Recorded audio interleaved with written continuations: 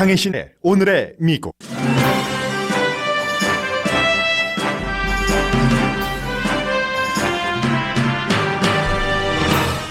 트럼프 대통령 세금 보고에 관한 연방대법원 판결이 나왔습니다. 연방대법원은 뉴욕 검찰이 트럼프 대통령 세금 보고서를 볼 수 있다고 판결했습니다. 트럼프 대통령이 지명한 2명의 연방대법관도 진보 대법관들과 같은 판결을 했습니다. 단 의회는 아직 대통령의 재정 기록을 보지 못한다고도 판결했습니다. 오늘 연방대법원에서는 또 다른 파워풀한 판결도 나왔습니다. 네이티브 아메리칸의 부족법을 지지한 판결인데 역시 트럼프 대통령이 지명한 닐 고서치 대법관은 이 케이스에서도 진보와 의견을 같이 했습니다. 미국에서는 학교가 정치 전쟁터가 됐습니다. 백악관은 바이러스 확진자가 걷잡을 수 없이 늘어나는데도 킨더가든에서 12학년까지 가을에 완전히 등교를 시키라고 압박합니다. 학생 수가 가장 많은 뉴욕 교육부는 일주일에 하루나 사흘만 학교 수업을 한다고 밝혔습니다. 전국 교사 학부모 연합회 회장은 대통령에게 공립교육을 정치화하지 말라고 경고했습니다. 어제 백악관의 압력으로 가이드라인을 받고 가을 개학이 쉽게 하도록 할 것 같았던 질병통제국이 백악관의 압박에 거부하고 가이드라인을 바꾸지 않을 것이라고 밝혔습니다. 코로나 바이러스 웹사이트를 운영 중인 존스 홉킨스 대학팀이 학교 리오프닝에 관한 사이트를 오늘 새로 열었습니다. 12개 카테고리로 구성된 이 사이트는 리오프닝에 관한 모든 정보를 학부모와 교육 관계자들이 한 곳에서 알아볼 수 있게 했습니다. 아이빌리그 대학이 올가을에 예정됐던 모든 스포츠를 적어도 내년 1월까지 연기했습니다. 지난주 실업수당 청구 건수는 한 주일 전이나 전문가 예상보다 줄어들긴 했지만 15주일 연속 100만 명이 넘습니다. 배드 베스 앤 비하인드가 앞으로 2년 동안 200군데 스토어에 문을 닫는다고 밝혔습니다. 반면 온라인 판매는 최근 100%가 늘어났다고 발표했습니다. 박원순 서울시장의 실종과 수색은 미국의 모든 주요 언론도 보도합니다.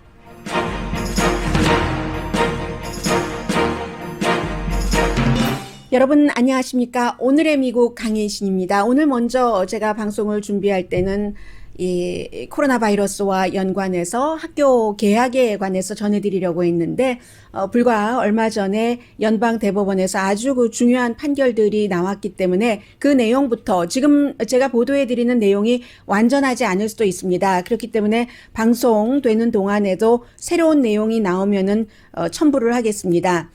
그리고 한 가지 먼저 여러분들께 말씀을 드리겠는데 여러분과 저는 방송하는 사람과 들어주시고 봐주시는 분들이지만 친구이기도 하잖아요. 친구니까 제가 친구에게 솔직하게 말씀드릴게요. 지금 아마 와이어리스가 좀 불안정한 것 같습니다. 그래서 제가 늘 이 컴퓨터를 통해서 그 프로그램을 통해서 컴퓨터를 보면서 방송을 하고 있는데 지금 와이어리스가 제 북에는 안 되고 있기 때문에 프린트로 대강 해왔는데 아마 순서가 바뀌어서 제가 조금 당황을 할 수도 있거든요.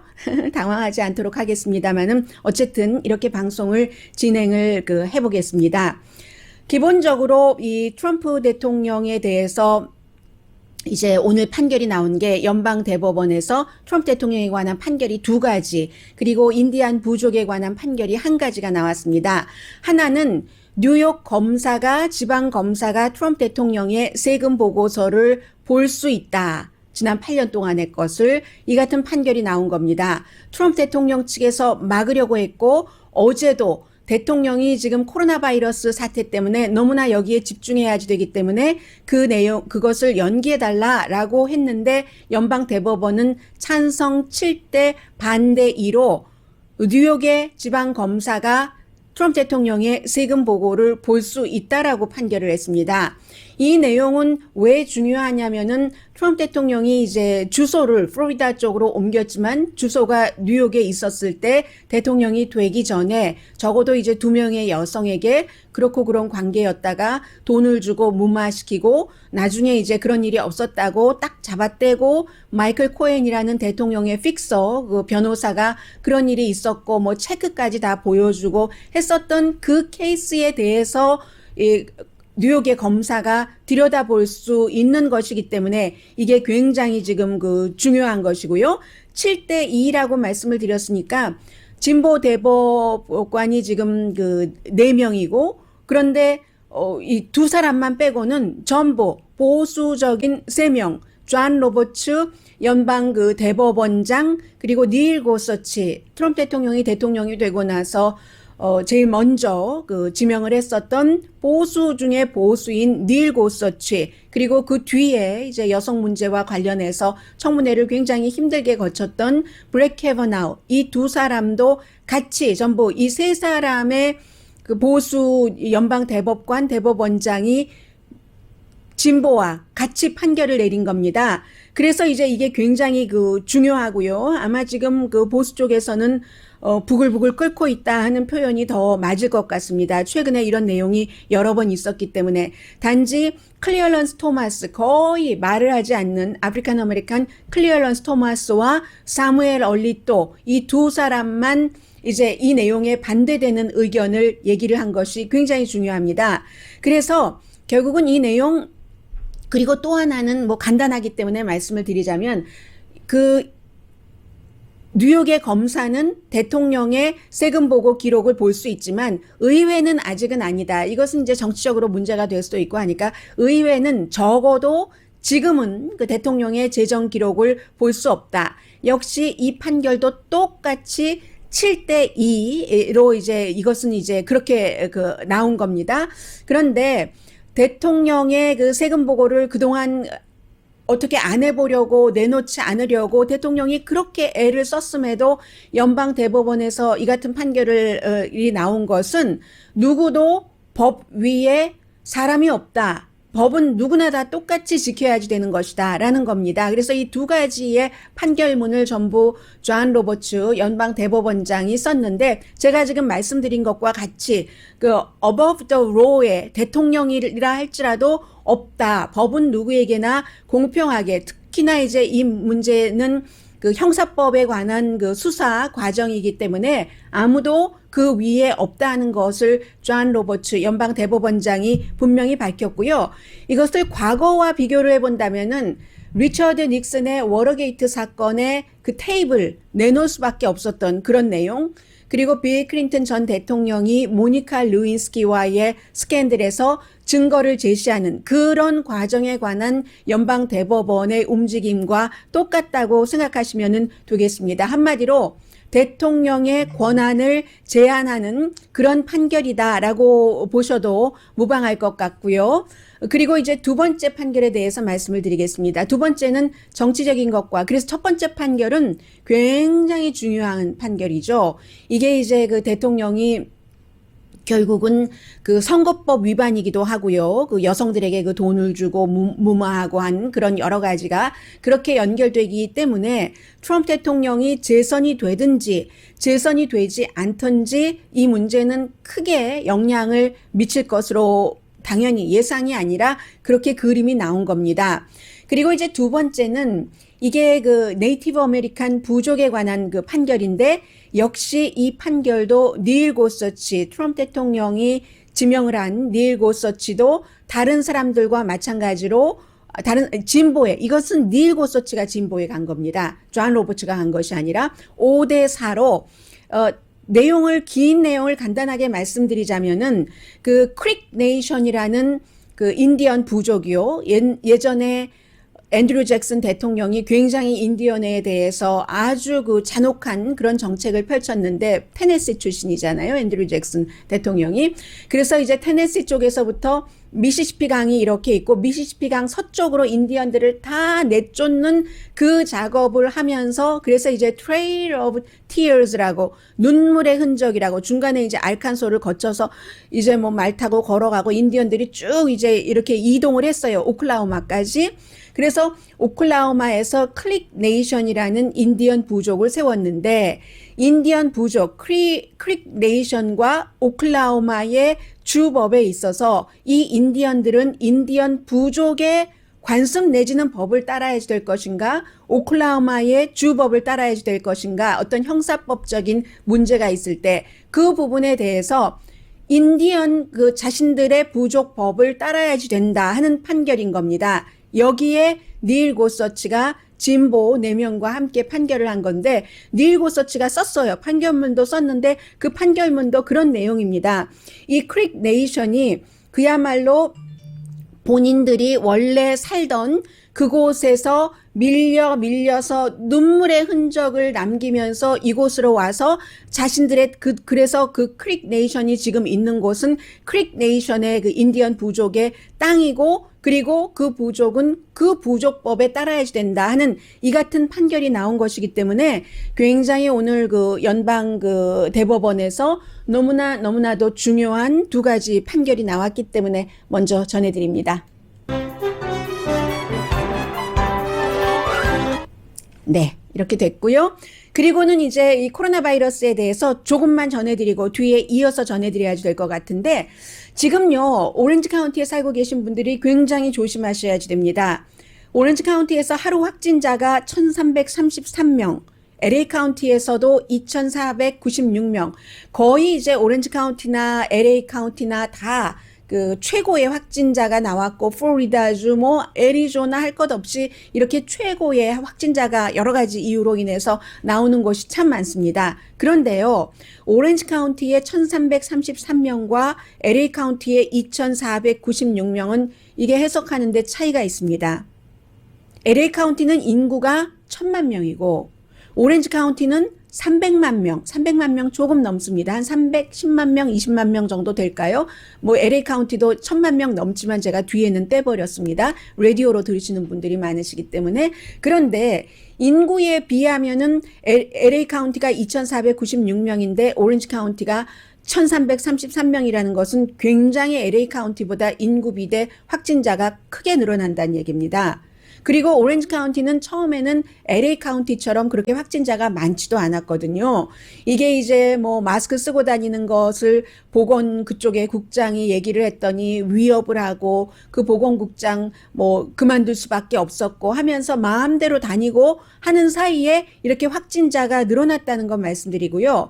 플로리다주에서도 56개의 병원이 이미 어떻게 할 수 없는 환자, 아웃 오브 컨트롤 상태가 됐고, 그리고 오클라호마주의 털사의 보건 관계자가 얘기하기를 털사에서 트럼프 대통령이 지난번에 예상하기는 뭐 100만 명이 뭐 200만 명이라고 그랬던가요? 100만 명이라고 했던가요? 그렇게 그 신청을 했는데 6,200명 들어갔던 그 수용 인원의 3분의 1 정도밖에 못 채웠던 그 선거 캠페인이 있고 나서 오클라호마주의 확진자가 굉장히 많이 늘어났다. 숫자상으로 굉장히 많이 늘어났다. 그런데 그것도 원인이다. 그것이 주요한 원인일 수도 있다 하는 것을 얘기를 했고요. 그러니까 사람들이 많이 모이고 마스크 쓰지 않고 거리 두기 안 하면은 어쩔 수 없다는 것을 계속 보여주고 있고 그렇기 때문에 이번 주에 그 주말에 트럼프 대통령이 뉴햄프셔 지역에 가서 또 그 오픈 그 공항에서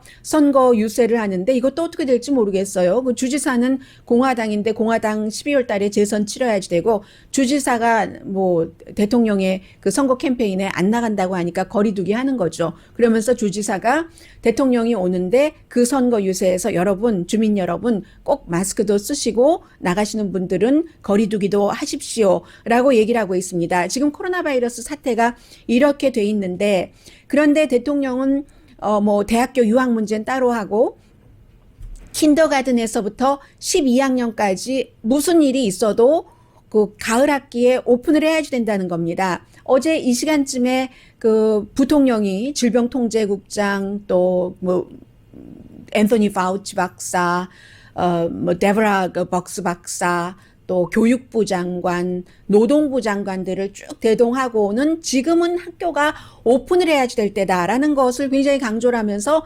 질병통제국이 다음 주에 새로운 가이드라인을 발표를 할 것이다. 이 얘기가 대통령이 먼저 트윗으로 공개적으로 질병통제국 가이드라인이 너무 터프하다. 그래가지고 학교를 오픈할 수 있겠는가 하면서 어제 새로운 가이드라인을 만든다고 했고, 제가 듣기에는 질병통제국장도 그렇게 갈 것처럼 그 기자회견에서 얘기를 했거든요. 백악관에서. 그런데 오늘 아침 지금부터 약 30분도 안 됐습니다. 그 전에 나온 내용을 보면은 질병통제국이 가이드라인을 바꾸지 않겠다. 이게 너무 많이 퍼지니까 결국은 백악관의 그 요청 내지는 요구에, 대통령의 요청 내지는 요구에 질병통제국이 거부한다는 게 지금 되고 있고요.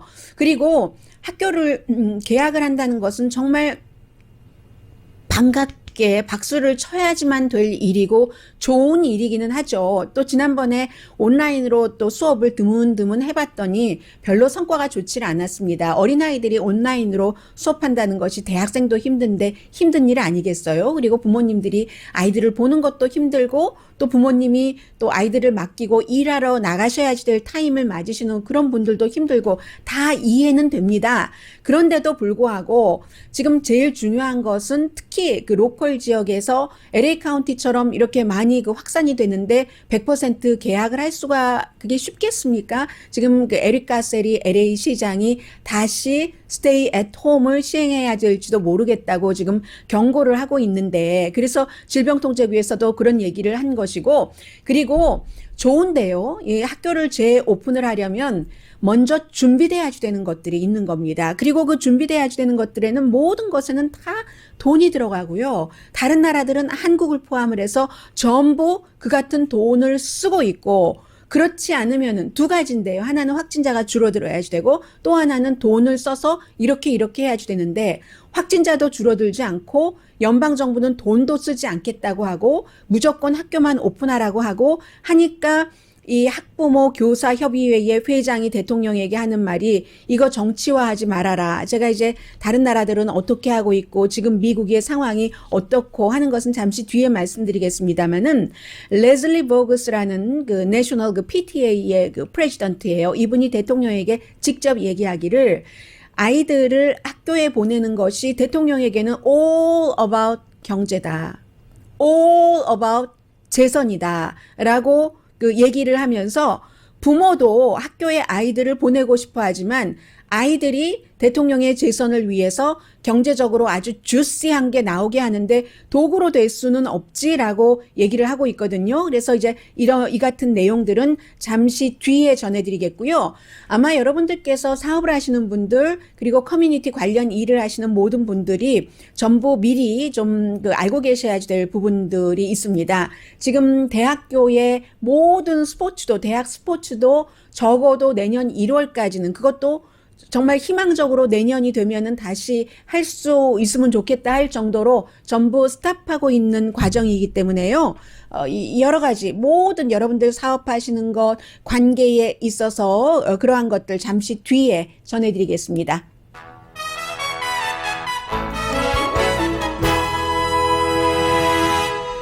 제가 오늘의 미국을 여러분들께 방송을 해드리면서 이게 어떤 때는 분명히 요즘은 뭐 당연히 뭐 정치 뉴스가 많죠. 정치 뉴스가 있고 코로나 바이러스 뉴스가 있고 합니다. 그런데 제가 뉴스를 준비하고 또 편집을 하고 순서를 맞추고 할 때는 항상 어떤 생각을 하냐면, 지금 이 아이템이 여러분께서 어떤 특정한 분들은 굉장히 관심이 있으실 때고 특정 분은 정말 관심이 없으실 겁니다. 그런데 그 모든 분들께 공통적으로 우리가 인간이라는 것은 공통적인 분모잖아요. 그 인간이 이 뉴스에서 뭐 재미면 재미, 의미면 의미가 있을 수 있는 그 공통을 제가 굉장히 많이 찾으려고 노력을 하고 있거든요. 잠시 뒤에도 전해드리는 뉴스들이 그런 면에서 편집된 뉴스들 잠시 뒤에 뵙겠습니다. 라디오 서울 방송 오늘의 미국 강혜신입니다. 네, 제가 뉴스를 진행하는 동안에 보도국에서 이 정현호 국장이 그 속보에 대해서 알려주네요. 박원순 서울시장 뉴스를 먼저 전해드리겠습니다. 연합뉴스로 전해드리겠습니다. 박원순 서울시장이 9일 한국 날짜로 공관을 나와서 두절됐는데 숨진 채 발견됐습니다. 그 전날 오후부터 10일 경찰이 발표를 한 겁니다. 박원순 시장의 모습이 마지막으로 포착된 북악산 일대를 수색하던 경찰은 오전 0시경 로스앤젤레스 시간으로 얼마 지나지 않았네요. 숙정문 인근에서 박원순 시장의 시신을 발견했습니다. 극단적인 선택을 한 모습으로 발견된 것으로 전해졌습니다. 앞서서 그 박원순 시장의 딸이 그 전날 오후 5시 17분경 한 4-5시간 전에 아버지가 유언과 같은 말을 남기고 집을 떠났는데 전화기가 꺼져 있다고 112에 신고를 했습니다. 그래서 전날 오전 10시 44분경 검은 모자를 쓰고 어두운 색 점퍼 이런 그 차림으로 검은 배낭을 맨 채 종로구 가회동에 있는 그 시장 공간에서 나온 것으로 그 파악이 됐고 와룡공원에 같은 날 오전 10시 53분 그러니까 어제 로스앤젤레스 시간으로는 오후네요. 저녁쯤인데 도착한 것으로 알려졌습니다. 그래서 수색 작업이 굉장히 많이 펼쳐졌었죠. 미국 언론도 그 수색 작업 이런 내용까지 쭉 그 보도를 했었고 이유는 그겁니다. 이 박원순 그 서울시장이 최근에 그 전직 그 비서로부터 성추행 혐의로 고소를 당한 것으로 알려졌고요. 고소를 당했습니다. 박원순 그 시장실에서 근무했던 전직 비서가 과거에 성추행을 당한 사실이 있다며 최근에 그 경찰을 고소했다. 제가 지금 연합뉴스를 읽어드리고 있습니다. 그래서 이 고소를 한 A씨가 8일 경찰에 출석해서 고소장을 제출하고 고소인 조사를 받은 것으로 알려졌습니다. 고소장에는 박원순 시장으로부터 여러 차례 신체 접촉을 당했고 메신저로 부적절한 내용을 전송받았다는 주장이 적힌 것으로 전해졌습니다. 다만 경찰은 고소 여부 등 관련 사실에 대해서 확인을 아직 안 해주고 있고 박원순 시장이 이제 이런 상태에서 딸에게 그 유언과 같은 말을 남기고 결국은 나간 뒤에 시신으로 발견됐다 하는 이 내용입니다. 그래서 미국 뉴스를 제가 다시 전해드릴 필요가 없어졌고요. 이 내용의 모든 것들이 다 들어가 있는데 그런데 이제 미국 뉴스에서 전한 것은 이 고소를 했었던 이 여성은 2017년부터 박원순 시장에게 그런 불편함을 당해왔다고 했고 그리고 아마 혼자가 아닌 것으로 미국 언론에서는 AP나 로이터나 CNN 방송이나 팍스도 마찬가지예요. 모두 보도를 하고 있는데 다른 여성들도 역시 지금 고소를 한 여성과 마찬가지 이제 그런 것을 박원순 시장에게 당했다는 이런 내용들이 나왔고 그게 바로 SBS에서 한국에서 보도를 하기 시작해서 MBC 방송도 비슷한 마찬가지의 보도를 했던 겁니다. 그래서 지금 박원순 서울시장은 숨진 채 발견이 됐는데 미국에서도 한국에서도 다 주목을 할 수밖에 없죠. 왜냐하면 서울에서 삼선 시장은 처음이고 박원순 시장이 그리고 저는 박원순 시장이 샌프란시스코에 있었을 때부터 그때는 이제 지금과 같은 정치 상황이 아니었기 때문에 인터뷰도 많이 하고 할 때였는데 그때 그 박원순 시장도 여러 번 인터뷰를 하고 있는데 원래는 액티비스트였었죠. 그리고 인권법 변호사로서 그리고 제가 이 뉴스를 접하면서 참 마음이 더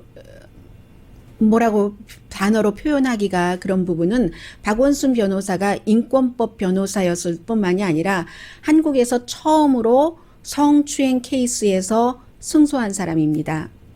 그리고 최근에 이제 물론 박원순 서울시장이 그 여당 또 문재인 대통령과 같은 흐름으로 하면서 이제 현재로서는 한 그 차기 그 대선 후보 한 2위 정도는 된다고 보면 되겠죠. 평균 여론조사를 해보면은 그런 형태였고 그리고 또 문재인 대통령 여당과 더불어민주당 같이 하면서 특히 일본에 대해서 역사적인 어떤 심판 그리고 그 일본에 대한 역사적인 그런 문제가 있으면 항상 그 위안부 문제가 나오잖아요. 그래서 이 위안부 문제에 대해서도 누구보다도 소리를 높였던 사람이 박원순 그 시장이었었습니다. 그런데 이제 본인이 비서로부터 그 같은 고소를 당하고 결국은 이렇게 숨진 채 발견이 됐습니다.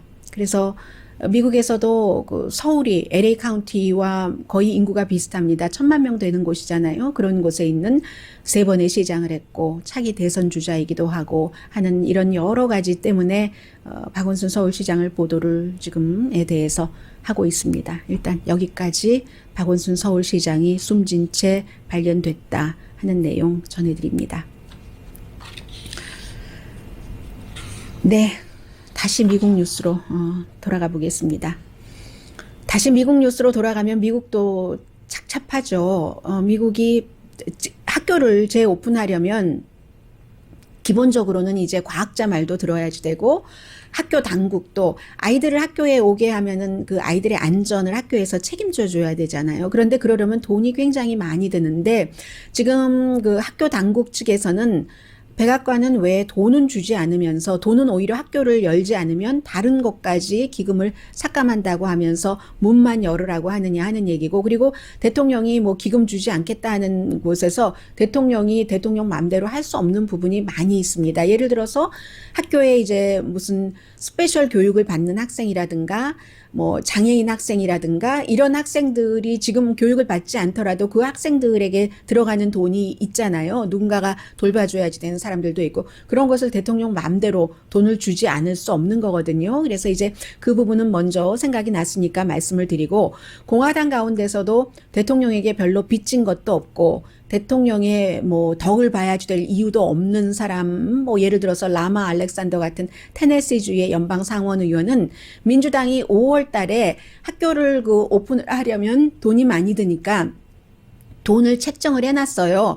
그 민주당이 하원에서 58빌리언, 580억 달러를 책정을 해놨는데 여기에 대해서 지금 상원에서 심의조차 하지 않고 거부하고 있는 거거든요. 그런데 공화당인 라마 알렉산더 의원 같은 경우는 나는 거기에 찬성할 수 있다. 한 그 500억 달러에서 750억 달러까지는, 그러니까 하원에서 통과시킨 580억 달러보다도 훨씬 많은 액수잖아요. 거기에 나는 찬성할 준비가 돼 있다고 공화당의 연방 상원의원이 얘기합니다.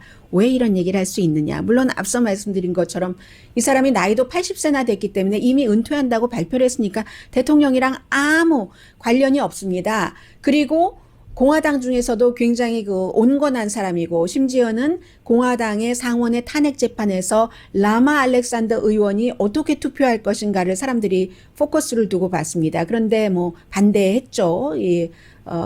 미 럼니만 2개 케이스 가운데서 하나에 찬성을 했고요. 그리고 또 하나가 있습니다. 아는 만큼 심지가 깊어진다고도 볼 수 있겠죠. 지금 교육당국에서 생각할 때는 그 라마 알렉산더 의원이 얼마나 고맙겠어요.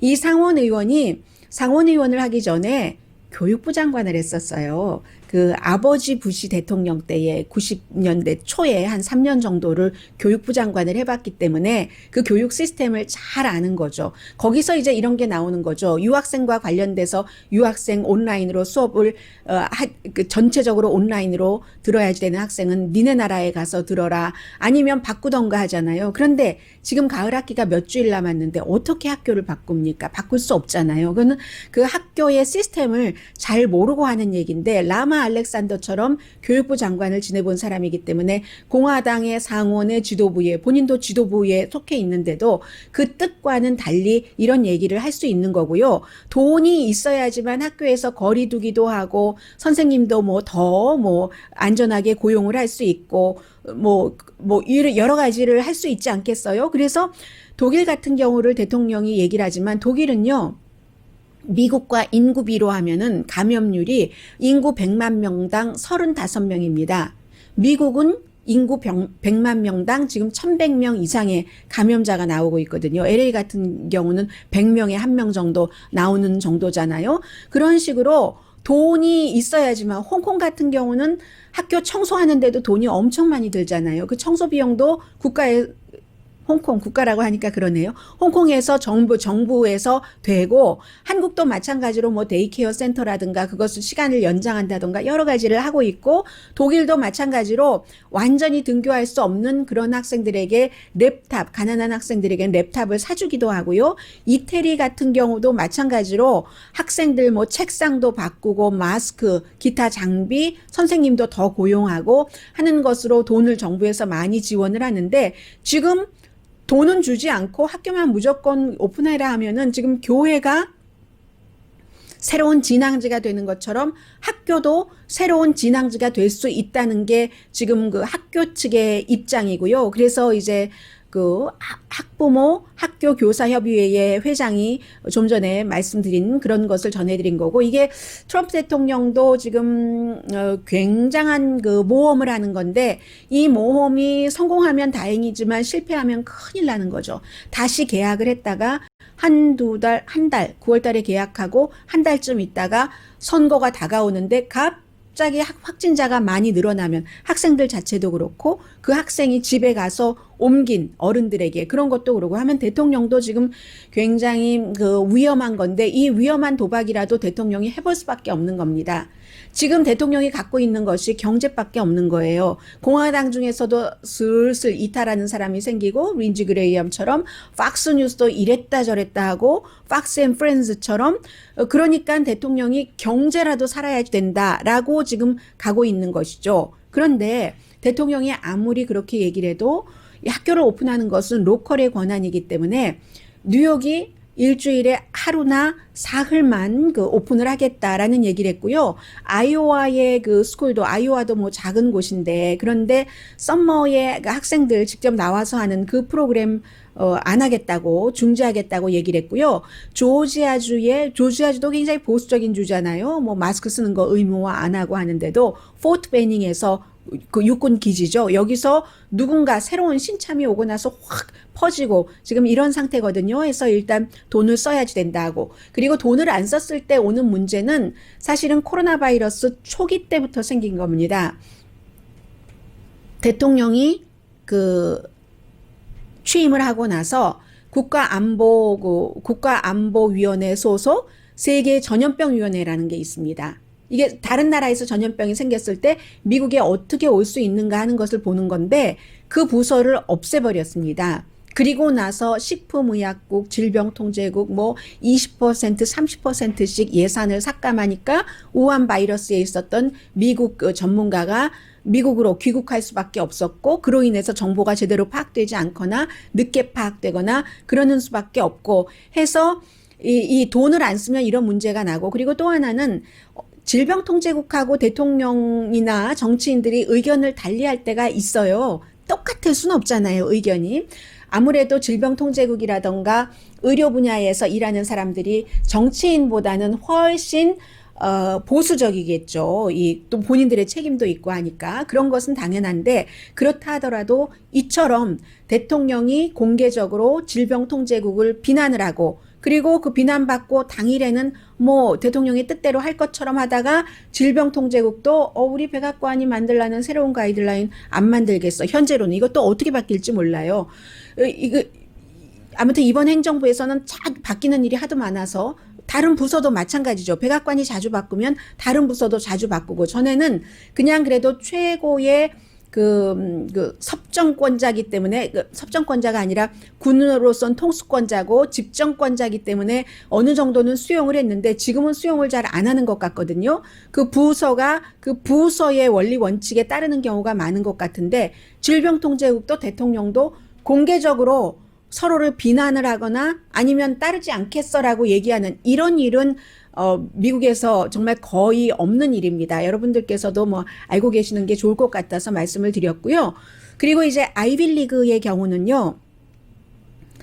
어제 발표를 했어요. 풋볼, 축구, 필드 하키, 뭐 발리볼, 뭐 크로스 컨트리 그 밖에도 그 대학교에서 하는 모든 스포츠를 다 올가을에 예정됐었던 것은 일단 내년 1월 달까지 취소를 했는데요. 아이빌리그에 그 카운슬이 있어요. 그 카운슬의 프레지던트가 그 성명서에서 얘기하기를 내년 1월도 희망하건대 이런 것들이 좀 우리가 내년도에는 할 수 있었으면 좋겠다. 지금으로서는 선수들도 자꾸 감염자가 나오잖아요. 아주 안전한 환경에서 우리가 스포츠를 할 수 있다는 것이 도저히 불가능하다라고 얘기를 했거든요. 그래서 특히 이제 프린스턴의 풋볼 코치인 풋볼 코치가 얘기를 하기를 희망하건대라고 굉장히 강조를 하고 있습니다. 그리고 이제 존스 홉킨스에서 제가 지금 인터넷이 여기 안 돼서 볼 수가 없는데 아침에는 봤었는데요. 새로운 그 사이트를 만들었거든요. 지금까지 존스 홉킨스의 몇 명의 그분이 처음에 시작한 분은 여성이에요. 그분이 시작을 해서 존스 홉킨스의 지금 확진자와 그 여러 가지 통계를 굉장히 많이 인용을 하고 있는데 안 되고 있군요. 아직까지도 안 되고 있습니다. 존스 홉킨스에서 12가지 카테고리로, 왜냐면 학교가 리오프닝을 하고 있기 때문에 지금 이쪽 지역은 확진자가 어떻게 되는가, 그 밖에도 여러 가지 내용이요. 그러면 이럴 때는 어디와 연결하면 좋은가? 모든 말하자면 전화번호부처럼 한국일보 업소록처럼 뒤에 뭐 운전면허 시험증도 있고 뭐 골프장 어딘가도 있고 하잖아요. 그런 것처럼 그런 것들을 쭉 모아놔서 학부모, 교육자 뭐 이런 또 필요하신 분들이 다 딱 그 존스 홉킨스의 이 사이트를 보시면 존스 홉킨스에서 여러분들께서 어나더 사이트라고만 찍으셔도 나옵니다. 구글에 가셔서. 그래서 이제 쭉 나오거든요. 학생들에게도 물론 그 정보가 되고요. 그래서 여기는 지금 이렇게 하고 있고요. 또 뭐가 있습니까? 그 밖에 잠시 뒤에 경제와 연관된 뉴스들 전해드리겠습니다.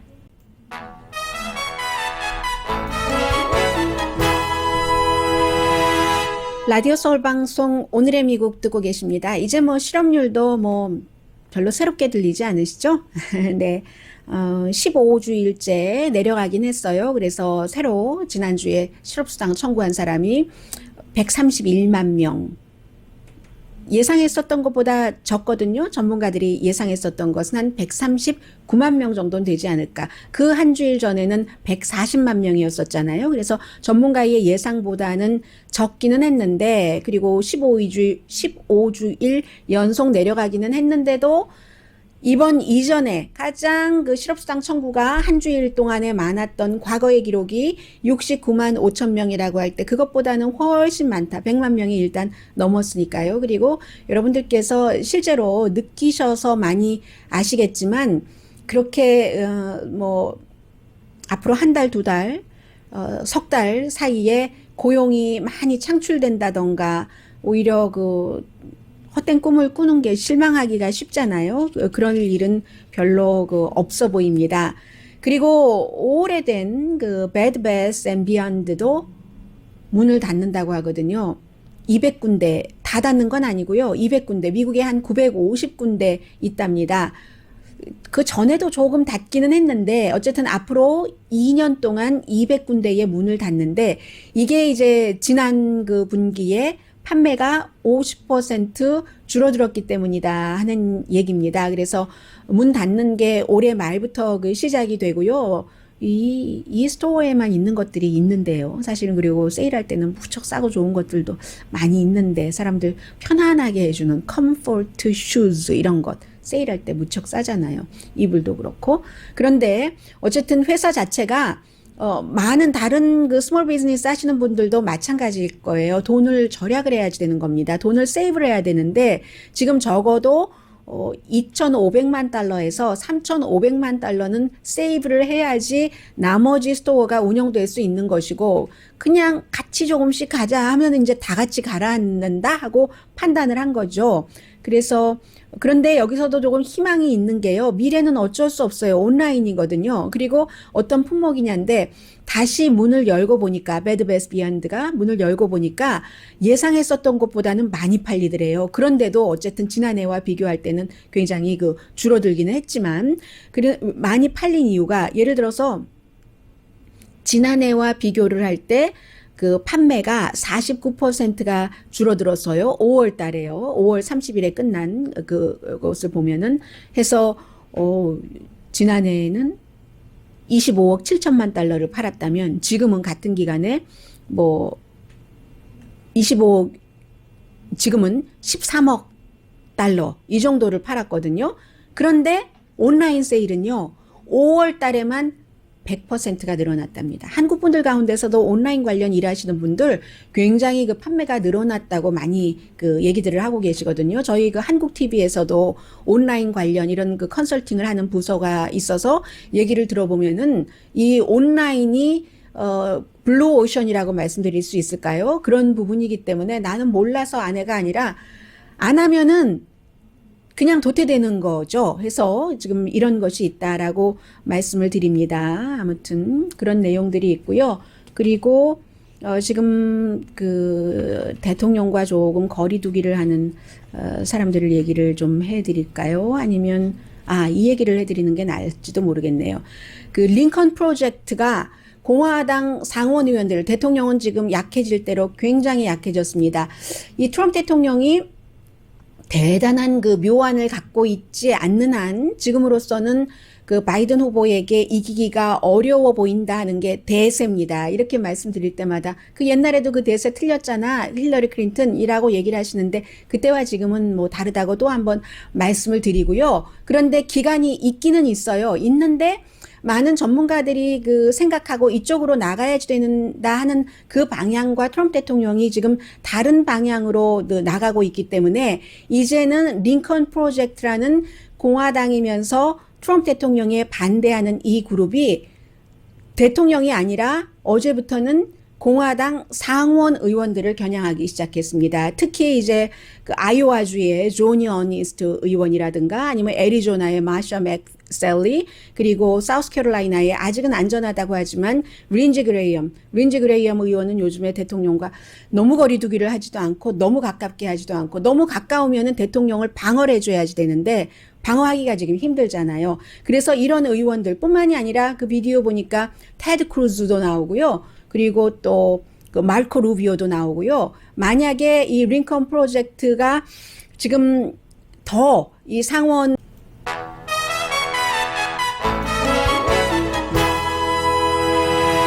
라디오 서울 방송 오늘의 미국 듣고 계십니다. 네, 이 박원순 서울시장의 속보를 좀 전해드리겠습니다. 이 전직 비서가 성추행을 당했다면서 경찰에 고소한 그 케이스는 종결됩니다. 왜냐면은 이제 그 수사를 받던 피의자가 사망할 경우 검사는 공소권 없음으로 사건을 불기소 처분하게 돼 있기 때문에 거기에 따라서 이제 그렇게 됐고 박원순 서울시장은 어쨌든 숨진 채 발견이 됐습니다.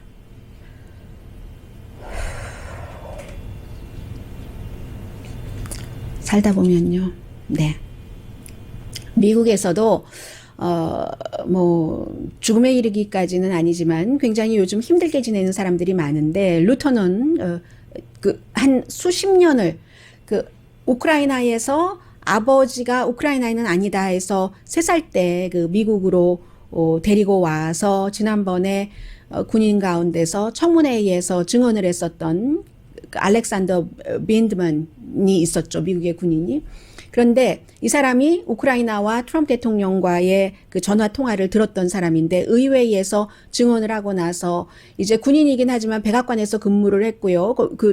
듣는 게 업무였고 그래서 의회에서 증언을 했다는 이유로 이리저리 힘들게 하고 프로모션 안 되고 본인의 전문 분야와 뭐 전혀 상관없는 곳에 가서 일하라고 하고 백악관 쫓겨나고 해서 결국은 완전히 군복을 벗기로 은퇴하기로 했습니다. 그리고 이 그 쌍둥이이기 때문에 쌍둥이 동생은 무슨 죄가 있다고 그 동생까지 다 이제 하던 일에서 쫓겨나고 그랬었습니다. 미국 같지 않은 일들이 요즘 많이 일어나고 있긴 해요. 그리고 알 수 없는 게 운명이죠. 시간이고 하루이기도 하고 제가 오늘은 사실은 캘리포니아 콘도 그 큰 뭐 날개가 뭐 9피트도 넘다는 다시 돌아왔다 하는 소식을 아주 기쁜 마음으로 전해드리려고 했는데 이런 상황에 그 캘리포니아 독수리 얘기를 전해드릴 수 있겠어요. 강희신이었습니다.